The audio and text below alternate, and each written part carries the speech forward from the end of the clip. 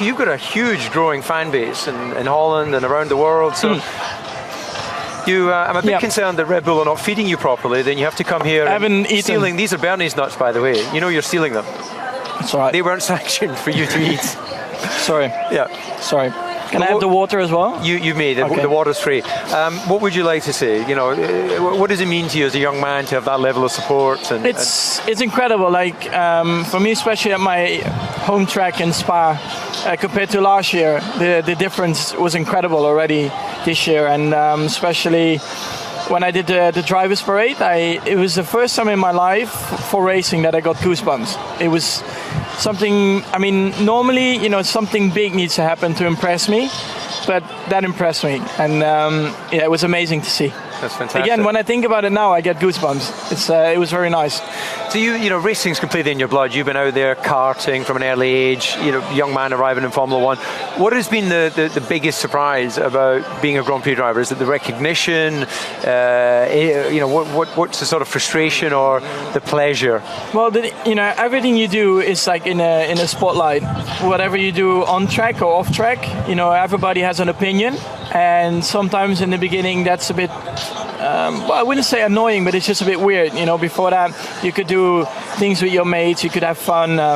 For example, you go indoor karting and you were the slowest of them all, it didn't make a difference. But now, when you're the slowest, it looks like, look at this guy, you know, he's not fast in the go-kart anymore. Like silly things can be sometimes like a big deal. And I think, you know, that's just part of Formula One. Yeah. You know, you get recognized much more, and sometimes you can't do all the stuff you did before. Okay, well, just turning it to this weekend, finally, what can we expect? Mercedes, again, look pretty quick in free practice. Going to be close between you and Ferrari, or do you think you've got a chance to end the season with the podium? I think it will be close between us and Ferrari. I think Mercedes, they are comfortable ahead, I think. I mean, again, today they were ahead, but then for sure in qualifying they can turn up their engines even more, and that's again 3-4 tenths, so I don't expect to be that close to them. But yeah, it will be exciting between us and Ferrari. I think today, again, you could see Seb, he was in front of us, but I expect for tomorrow we can improve as well, and then it will be exciting. So I think we've just got time for another question on the screen here. So this is Your Lip Simonin. Quite a name, isn't it? Yeah, your lips on mine. Yeah, there you go. Yeah, sorry, I can't even read. Well done. So, right, can you go with the question on there? Yeah, Max Verstappen think it would be a good idea to create an F1 circuit in the Netherlands. Well, there is one there already. Zandvoort. Old school.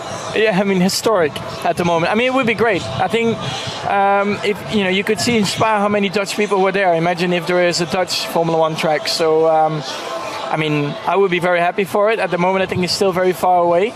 But if one day it will happen, I'm ready for it. You know, it will be great.